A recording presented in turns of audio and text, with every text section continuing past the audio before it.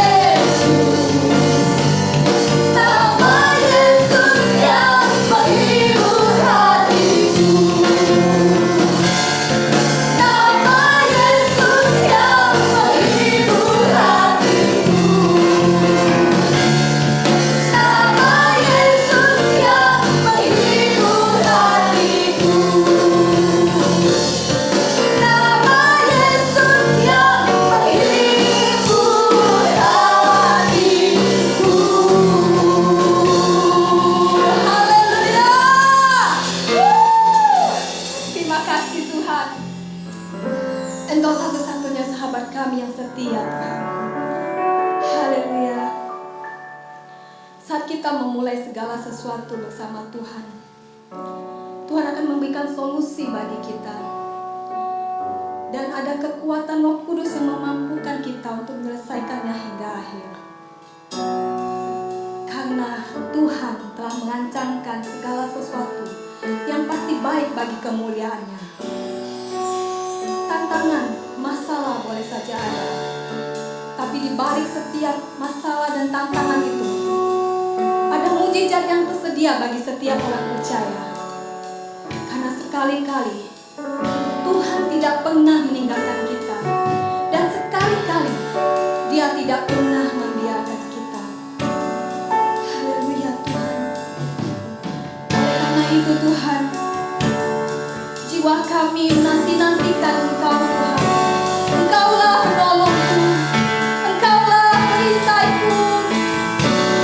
Haleluya. Terima kasih Yesus. Haleluya.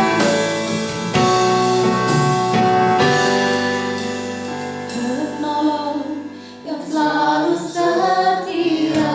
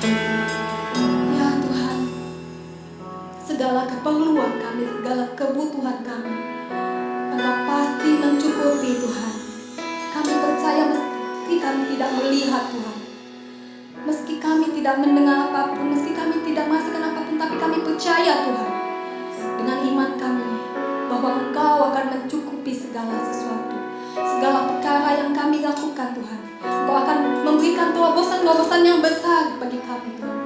Terima kasih Yesus. Haleluya Tuhan. Sebentar kami akan mendengarkan firman-Mu Tuhan. Biarlah Tuhan berbicara setiap kami Tuhan, agar kami Tuhan mendapatkan Tuhan rema, dan kami juga Tuhan berjalan sesuai tuntunan-Mu. Ajar kami Tuhan hari demi hari Tuhan, untuk terus Tuhan menyenangkan hati-Mu Tuhan. Biarlah hidup kami ini Tuhan boleh berkenan di hati-Mu. Terima kasih Tuhan. Ampuni segala dosa kami Tuhan. Ampuni setiap kelalaian, kesalahan kami Tuhan. Karena kami tahu Tuhan, Kau mengasihi kami lebih dari apapun. Terima kasih Yesus. Terima kasih Tuhan. Dalam nama Tuhan Yesus kami berdoa ucap syukur. Haleluya. Amin.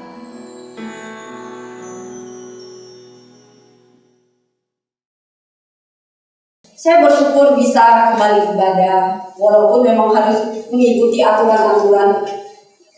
Tapi saya merasakan secara pribadi kalau misalnya ada saudara seiman yang sama-sama kita bisa menyembah, itu rasanya kok ada sesuatu yang berbeda daripada bukannya kalau sendirian di rumah mengurangi, bukan. Tapi saya nggak bisa ngomong. Cuman kalau saya merasa kalau saya di sini, saya menyembah Tuhan, mendengarkan firman Tuhan, lihat muka-muka saudara seiman kayaknya tenang, adem, seolah-olah saya tidak sendiri. Walaupun di rumah juga ada suami saya, anak-anak saya, tapi kan manusia kita berkomunitas, komunitas orang percaya. Ya tentunya Bapak Ibu tetap ikutin aturan-aturan kesehatannya, jangan melanggar, jangan ketemu langsung cipika-cipiki, itu sudah dilarang. Pokoknya kita tahu, oh ini Elmianti, ini Pak Kayalen, ini Suryanti, oh saya tahu. Jadi saya melihat, oh ya semuanya baik-baik saja. Bapak Ibu, ini bulan Agustus. Kalau namanya bulan Agustus, pasti pikiran kita bulan kemerdekaan. Sampai ada di grup-grup penatua, siapa yang namanya Agus? Kalau Agus ada di bulan Agustus, makan gratis, kalian ada tahu? Beli 5 dapat gratis 5, beli 1 gratis 1. Pokoknya yang namanya Agustus, kalau misalnya dia pergi makan di bulan Agustus, gratis. Kalau yang belum menikah, mau punya anak, atur-aturlah di bulan Agustus lahirnya, atau mungkin secara sengaja beri nama Agustus anaknya. Boleh juga sih idenya. Oke, itu hanya intermezzo. Bapak Ibu, kita mau belajar sama-sama di dalam firman Tuhan bagaimana kita bisa keluar sebagai pemenang, kita bisa bebas. Banyak kita pasti punya masalah. Kita sudah terima Yesus, percaya Yesus, kita memperoleh kemerdekaan sejati. Kita tahu bahwa kita kalau meninggal pasti masuk surga, sudah ada jaminannya. Tapi kan kita masih hidup di dalam dunia ini, pasti banyak persoalan, banyak masalah yang kita hadapi. Tapi apa yang harus kita lakukan? Saya ingin mengajak setiap kita baca di dalam Markus 5. Saya percaya Bapak Ibu sudah tahu cerita tentang Yesus membangkitkan anak Yairus dan menyembuhkan seorang perempuan yang sakit pendarahan. Saya beri diskon 50%. Saya hanya menceritakan tentang bagaimana proses perempuan yang mengalami pendarahan disembuhkan Yesus. Karena waktu saya doa, Tuhan aja suruh saya menyampaikan tentang perempuan yang pendarahan, tidak suruh saya ceritakan tentang Tuhan membangkitkan anak Yairus. Bukan berarti apa-apa ya. Saya percaya setiap kita cinta firman Tuhan. Agustus 50%. Tapi firman Tuhan semakin kita baca, semakin banyak berkat yang kita dapatin. Oke, di dalam Markus 5 ayat 25. Saya mulai dari ayat 25. Adalah di situ seorang perempuan yang sudah 12 tahun lamanya menderita pendarahan. Ia telah berulang-ulang diobati oleh berbagai tabib sehingga telah dihabiskannya semua yang ada padanya, namun sama sekali tidak ada faedah. Malah sebaliknya keadaannya makin memburuk. Bapak Ibu, saya ingin Bapak Ibu mengerti bahwa wanita yang mengalami pendarahan pada zaman itu sangat susah. Karena apa? Kalau hukum Taurat, misalnya wanita yang kalau lagi datang bulan atau datang mens, dia tidak boleh bersentuhan. Kalau kita bersentuhan sama orang itu, langsung dibilang najis. Harus membersihkan diri, banyak sekali aturan-aturan. Saya ingin Bapak Ibu memahami bagaimana wanita ini mengalami penderitaan. Bukan kalau saya pribadi, kalau datang bulan, sebulan hanya paling seminggu, itu sudah capek, lelah. Wanita ini 12 tahun. Bagaimana penderitaan yang dia alami? Bapak-bapak mungkin nggak merasakan, tapi kalau melihat istrinya pasti tahu, karena capek. Apalagi ini pendarahan. Saya membayangkan kalau misalnya zaman itu masih berlaku sampai sekarang, saya tidak bisa ketemu suami saya selama 7 hari.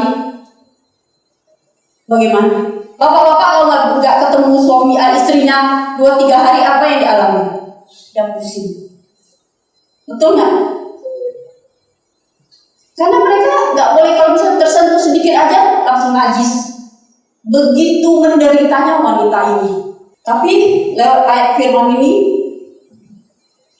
dia berkata bahwa selama 12 tahun itu dia tidak putus asa. Banyak masalah yang kita hadapi dalam hidup ini, apalagi di zaman ini, di tahun 2020 ini, orang-orang berkata tahun 2020 ini adalah tahun yang begitu sulit, susah, ya karena ada corona. Firman Tuhan ingatkan kita, jangan mudah menyerah. Pasti ada jalan keluarnya. Semakin kita menyerah, kita akan kehilangan pengharapan terhadap Tuhan. Pasti ada jalan keluarnya. Wanita ini menjual semuanya supaya dia bisa sembuh, sampai menghabiskan semuanya, tapi tidak kunjung sembuh. Tapi dia tetap percaya dan berharap. Sebulan, setahun, 5 tahun, sampai 12 tahun dia mengalami pendarahan. Kita mengalami masalah sedikit saja sudah langsung putus asa. Saya suka baca-baca berita pemerintahan Singapura, mereka lagi menangani mengapa banyak anak-anak muda yang umur 20 tahun mereka cepat frustasi, mau bunuh diri, mainnya bunuh diri. Tahun ini, tahun 20 ini, banyak pemuda-pemuda Singapura yang bunuh diri. Karena ada masalah sedikit langsung menyerah, ada masalah sedikit bunuh diri, itu paling cepat. Sebenarnya bunuh diri itu bukan solusi. Atau kita tidak mau ketemu orang itu bukan solusi. Kita sebagai orang percaya kita harus kuat. Yesus saja dia sudah tahu penderitaan yang akan dia alami, tapi dia tetap bertahan dan kuat menyelesaikan semuanya. Hidup kita di dunia ini maksimal 80-90 tahun, pasti akan selesai. Jangan sedikit-dikit bunuh diri, sedikit-dikit saya tidak mau tahu, sedikit-sedikit hanya bisa menangis. Menangis boleh, tapi itu tidak menyelesaikan masalah. Selesai menangis, apa yang harus kita lakukan ke depannya? Kita memiliki Tuhan yang hidup. Bapak itu punya masalah, saya punya masalah. Tapi saya mau setiap kita sebagai anak Tuhan, Tuhan sudah memberikan kita kuasa kemenangan. Hadapi itu. Masalah itu membuat kita semakin dewasa di dalam Tuhan. Orang lain tidak menegur kita, kita langsung tersinggung. Masalah nih, dia ada apa sama saya? Datangi dia, tanyain dia. Wanita ini tidak menyerah. 12 tahun, bayangkan waktu saya menentukan firman ini, gila 12 tahun. Itu tidak perkara yang tidak gampang bagi saya. Karena badannya lemah dan dia tidak bisa berinteraksi dengan orang-orang sekitarnya. Karena kalau orang ketemu dia, orang sudah tahu, pasti ada tanda-tandanya. Orang langsung takut, langsung menyingkir. Sekarang kita masih bisa pakai masker keluar, masih bisa ketemu. Tapi wanita pendarahan ini dijauhkan, dikucilkan. Karena orang dekat dia langsung najis. Dia sendiri pun sudah lemah. Alkitab tidak mencatat bagaimana suami dan anak-anaknya. Apakah dia sudah menikah atau apa? Tapi yang ingin saya katakan, apapun yang terjadi, jangan mudah patah semangat. Bertengkar dengan suami, dengan pasangan kita langsung menyerah, mau cerai, mau langsung angkat koper keluar dari rumah. Itu bukan solusi. Setiap kali saya selisih pendapat sama suami saya bertengkar sama dia, saya merasa saya yang benar. Kok malah saya disalahkan? Saya banyak pemikiran, sudahlah, angkat koper aja keluar dari rumah. Tapi sejenak saya berhenti. Ini bukan solusi. Keluar dari rumah tidak ada masalah. Masalah itu sebenarnya ada di kita nggak berani hadapi. Duduk komunikasikan. Apa yang terjadi? Berikan waktu kepada pasanganmu, kepada anak-anakmu. Diskusikan dengan baik-baik. Kemudian di ayat yang ke-27 kita lanjutkan. Dia sudah mendengar berita-berita tentang Yesus. Maka di tengah-tengah orang banyak itu, ia mendekati Yesus dari belakang dan menjamah jubahnya, sebab katanya, asal ku jamah saja jubahnya, aku akan sembuh. Ini yang tadi saya katakan. Dia berani keluar. Dia berani mencoba melangkah keluar. Wanita ini kan semua orang pasti tahu tentang sakit penyakitnya. Tapi dia berani mengambil resiko. Dia berani mencoba. Banyak tantangan yang pasti dia hadapi, tapi dia berani masuk ke dalam kerumunan orang. Karena dia mendengar tentang Yesus. Yesus yang membuat mukjizat. Kita sudah gagal punya banyak masalah, tapi coba bangkit kembali. Salah lagi, bangkit kembali. 99 kali kita jatuh, yang ke 100 kalinya pasti bisa naik. Apalagi kita sebagai anak Tuhan. Jangan takut, khususnya anak-anak muda. Saya juga kasihan melihat anak-anak saya di zaman mereka mengalami hal yang begini. Kan pasti sudah banyak ekspektasi yang mereka bayangkan. Oh, nanti saya wisuda, saya mau kerja, saya mau ini, saya mau ini. Tapi itu sia-sia semuanya yang mereka pikir. Kok gini ya, Ma? Kok gini ya, Pak? Tidak gampang. Tapi percaya, segala sesuatu yang terjadi Tuhan izinkan, pasti ada jalan keluar untuk kita. Yang penting kita pribadi berespon benar. Ada apa-apa cari Tuhan, bangkit kembali. Semuanya pasti Tuhan siapkan kok. Seperti yang tadi Rudi bilang, Tuhan pasti menyiapkan semua yang terbaik bagi kita. Berani mencoba melangkah keluar, jangan belajar untuk terus mengasihani diri sendiri. Kalau wanita ini mengasihani diri sendiri hanya di rumah aja, aduh, mengapa saya menderita? Mengalami pendarahan ini, saya menderita, saya menangis, mungkin dia menyalahkan orang-orang sekitarnya, menyalahkan orang tuanya, akhirnya menyalahkan Tuhan. Itu bukan solusi. Setiap kita mengalami hal itu, tapi saya ingin kita sama-sama keluar sebagai orang Tuhan. Hidup kita pasti banyak masalah, kita menang dari masalah ini, nanti ada masalah lagi. Yang namanya hidup pasti ada masalah kan.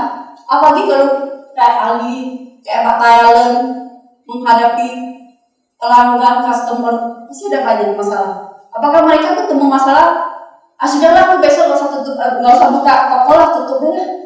Apakah itu solusi? Bukan solusi, harus dihadapi.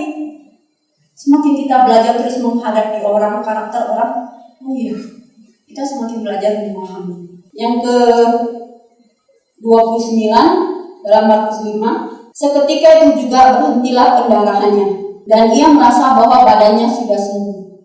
Mukjizat masih ada. Percayalah, mukjizat itu masih ada. Saya waktu 2 minggu yang lalu ya Pak Thailand, seminggu yang lalu Pak Thailand mobilnya temuran. Saya waktu lihat mobil Innova-nya, kayak di depan. Waduh, secara manusia saya bilang sama suami saya, cepat kau lihat, kau buka WhatsApp grup mobil Pak Thailand sama kayak gini, orangnya gimana? Saya bilang mudah-mudahan Pak Thailand sama Bu Emi tidak ada di dalam mobil itu. Karena secara pikiran manusia matilah. Bahasa Jambi matilah, pasti mati nih. Kalau tidak mati pun parah. Tapi kemudian Pak Thailand bilang, ya aku ada dalam mobil itu, tapi aku tidak apa-apa, tidak ada apa-apa. Ada perlindungan Tuhan, penyertaan Tuhan. Setiap kita nanya, Tuhan percayalah. Kalau Tuhan izinkan sesuatu terjadi, pasti ada kekuatan yang Tuhan berikan. Tapi Tuhan tuh, menurut saya Tuhan tuh Tuhan yang baik. Kalau kita waktu menghadapi masalah, kita berespon benar, jangan lari dari masalah itu. Tuhan akan menuntun kita ke jalan keluar yang terbaik bagi kita. Jangan suka mengeluh. Mengeluh tidak menyelesaikan masalah. Boleh kau mengeluhnya cukup sebentar. Tuhan, aku capek sekali. Terkadang setiap kita pasti merasakan kecapean. Tuhan, aku capek. Cukup sampai situ. Tuhan tuh tahu kok kita capek. Tapi semakin kita ngomong kita tuh capek, pikiran kita semuanya langsung capek nih. Hari ini gak usah kerja, gak usah masak, baring-baring aja di atas tempat tidur, gak mau melakukan aktivitas. Nah, percayalah, selama sehari itu pasti kita tidak mau melakukan apa-apa. Tapi waktu kita buka mata, kita bilang, Tuhan, aku capek. Tapi aku percaya Tuhan, ada sesuatu yang Tuhan kerjakan dalam hidupku. Ada kekuatan baru yang Tuhan berikan. Pasti semangat. Jangan cepat menutup kata. Kita lanjutkan di ayat 30, dan pada ketika itu juga Yesus mengetahui bahwa ada tenaga yang keluar dari dirinya. Lalu ia berpaling di tengah-tengah orang banyak dan bertanya, siapa yang menjamah jubahku? 31. Murid-muridnya menjawab, engkau melihat bagaimana orang-orang ini berdesak-desakan dengan dekatmu, dan engkau bertanya, siapa yang menjamah aku? Lalu ia memandang sekelilingnya untuk melihat siapa yang telah melakukan hal itu. Perempuan itu yang menjadi takut dan gemetar ketika mengetahui apa yang telah terjadi atas dirinya, tampil dan tersungkur di depan Yesus dan dengan tulus memberitahukan segala sesuatu kepadanya. Sampai di sini Tuhan tanya, siapa yang menjamah? Apakah Tuhan tidak tahu? Tuhan pasti tahu. Tapi yang ingin saya sampaikan, Tuhan memberikan peremahannya begini loh. Tuhan ingin kita berani melangkah keluar. Karena wanita ini, dia tidak berani. Tuhan ingin setiap kita yang sudah mengalami kesembuhan, kebaikan Tuhan, berani melangkah keluar. Ceritakan kepada orang. Jangan engkau sembunyi, karena wanita itu waktu menjamah Yesus dia sudah sembuh. Tapi mengapa dia berdiam diri? Tuhan ingin kita tuh bersaksi cerita. Aku sembuh loh. Aku ini disembuhkan Tuhan. Saya pernah ditanya seorang jemaat. Karena dia bilang, aku mau bersaksi tapi aku takut. Nanti kejadian itu kembali lagi. Saya bilang, pengajaran dari mana tuh? Iya, banyak loh. Mereka bilang, nanti aku bersaksi, nanti kuasa gelapnya serang balik ke aku. Lebih baik aku diam aja, gak usah cerita apa-apa. Itu tidak benar. Pemikiran itu tidak benar. Kalau kita berpikir kita diserang balik, ya terjadi. Tapi kita cepat patahkan dalam nama Yesus. Kita bersaksi menceritakan kebaikan, kemurahan Tuhan yang terjadi dalam hidup kita. Jangan punya pemikiran yang aneh-aneh. Tuhan ingin kita menjadi dutanya. Menjadi duta kerajaan. Bersaksi dong, ceritakan kebaikan yang kita alami. Semakin kita bersaksi, iman kita semakin kuat. Apa yang kita alami, kita berani. Jangan sembunyi. Saya akan percepat. Yang terakhir, Markus 5 ayat 34. Maka katanya kepada perempuan itu, hai anakku, imanmu telah menyelamatkan engkau. Pergilah dengan selamat dan sembuhlah dari penyakitmu. Saya ingin mengajak Bapak Ibu baca di Matius 9 ayat 22. Kejadiannya sama, tapi ayat firman yang tertulis di Matius ini lebih agak berbeda sedikit. Tapi artinya sama. Matius 9 ayat 22. Ini tentang perempuan yang sakit pendarahan. Tetapi Yesus berpaling dan memandang perempuan ini serta berkata, Teguhkanlah hatimu, hai anakku, imanmu telah menyelamatkan engkau. Maka sejak saat itu semula perempuan itu. Artinya apa? Tuhan ingin menguatkan kita, meneguhkan perempuan itu. Kau sudah sembuh. Bukan hanya secara fisik kau sembuh, pendarahan dia berhenti, tapi jiwanya sembuh. Dia hidupnya tidak tertuduh. Karena apa? Karena dia tahu dia melanggar aturan hukum Taurat, dia najis karena dia berani mengambil resiko keluar menjamah Yesus. Dan orang-orang pasti tersentuh dengan dia menjadi najis. Tapi Tuhan ingin menyembuhkan secara jiwanya. Bukan hanya fisik dia sembuh, tapi jiwanya. Pertanyaan saya, kapan terakhir kita mengeluarkan perkataan yang meneguhkan orang lain? Pasanganmu, anak-anakmu, kapan terakhir engkau mengeluarkan perkataan yang meneguhkan? Dalam kehidupan kita, saya cerita, dalam kehidupan rumah tangga saya banyak diteguhkan. Perkataan-perkataan suami saya banyak meneguhkan saya. Saya banyak salah. Bukan berarti orang salah diteguhkan malah nanti dia minjak kepala. Bukan, kalau kita salah pasti kita tahu dong kita ini bersalah. Tapi waktu perkataan orang lain meneguhkan kita, contoh yang biasanya kalau saya masak, kita makan, saya bilang, ini kayaknya keasinan loh. Karena saya tahu suami saya itu darah tinggi, jadi asin dia tidak suka. Dia nggak suka saya pakai garam banyak-banyak. Saya bilang, ini asin loh. Saya sudah tahu saya salah. Tapi suami saya bilang, nggak apa-apa, enak kok makanannya. Tapi kalau dia ngomong, iya ini asin, kamu nggak tahu aku ini darah tinggi, kok malah kasih garam banyak-banyak. Saya akan tertuduh, saya akan merasa bersalah. Mungkin waktu saya masak, besoknya saya nggak mau kasih garam. Atau saya kesal, saya kasih garam banyak-banyak. Kan ada dong kemungkinan. Tapi waktu dia meneguhkan saya, nggak apa-apa mah, enak kok. Cuma lain kali kasih kurangin aja.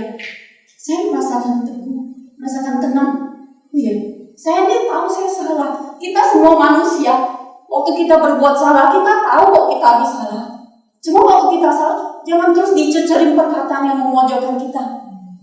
Apalagi pasangan kita. Bodoh kamu. Maaf ya, maaf Bapak Ibu. Karena dia marah istrinya bodoh. Istri memang berbuat salah. Saya akui itu salah. Tapi jangan suami itu mengeluarkan perkataan bodoh. Jangan. Tapi katakanlah perkataan yang menguatkan dia. Gak apa-apa, mama salah. Kita sama-sama lagi. Itu jauh lebih efektif. Waktu kalau kita memberikan perkataan-perkataan yang membuat dia semakin, aduh aku ini salah, aku tidak berdaya. Ya benar, akan semakin tidak berdaya kita. Jadi Bapak Ibu, apapun yang terjadi, kita mau hidup merdeka bersama Tuhan. Berikan perkataan-perkataan khususnya untuk pasangan dan anak-anak. Perkataan yang menguatkan dia. Jangan membuat dia semakin terpojok. Karena dia sadar, manusia itu pasti sadar kalau dia salah. Sehingga Bapak Ibu terus belajar merenungkan firman.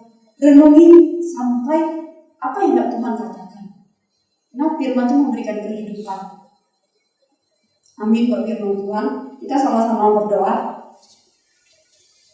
Tuhan Yesus, terima kasih. Tuhan, hamba sudah sampaikan apa yang telah Engkau menyatakan. Biarlah firman-Mu Tuhan menjadi jawaban bagi setiap kami. Ajar kami Tuhan untuk tidak mudah menyerah. Masalah pasti ada dalam hidup kami, tapi kami percaya Tuhan, Engkau memberikan solusi yang terbaik bagi kami.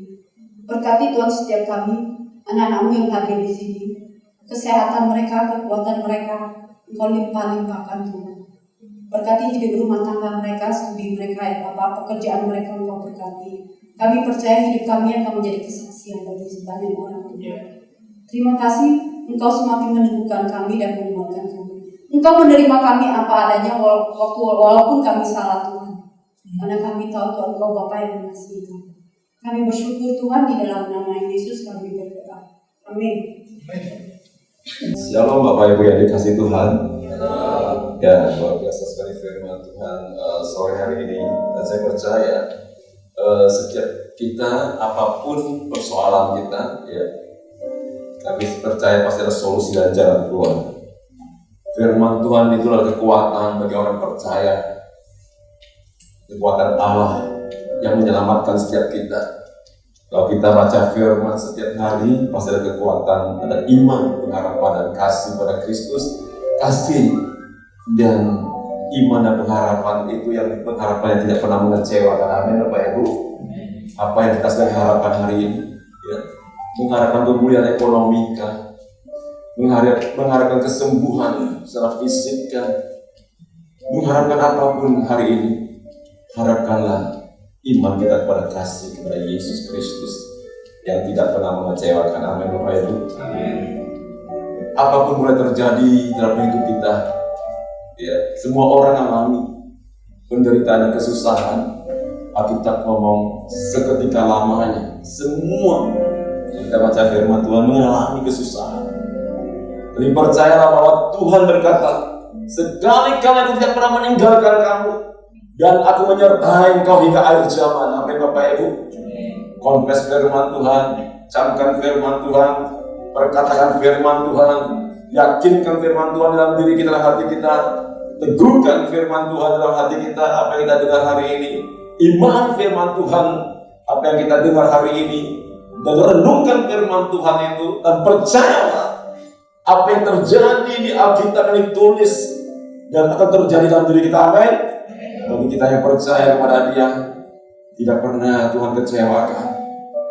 Yang menyembuhkan. Amin. Mari kita beri dan berdoa. Bapa, kami bersyukur Tuhan firman-Mu yang kami dengar hari ini, ya Bapa.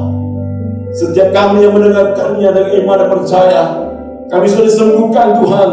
Kami dilindungi oleh Engkau. Kami dipelihara oleh firman Allah, ya Tuhan. Kami dijagai oleh malaikat-malaikat Allah berkemah sekeliling rumah kami, hidup kami, ya Bapa. Kami percaya melihat angkat tangan baiknya dikasih Tuhan yang percaya. Melihat angkat tangan, terimalah berkat kasih karunia anugerah limpah rahmat Tuhan Yesus Kristus yang memberikan kau damai sejahtera dan sukacita yang melimpah-limpah. Kerajaan Allah yang tidak tergoncangkan, engkau akan hidup bersama dengan Tuhan Yesus sekarang dan sampai selama-lamanya. Tuhan akan memberikan damai sejahtera, memberikan kehidupan yang kekal kepada setiap orang yang percaya menerima keselamatan.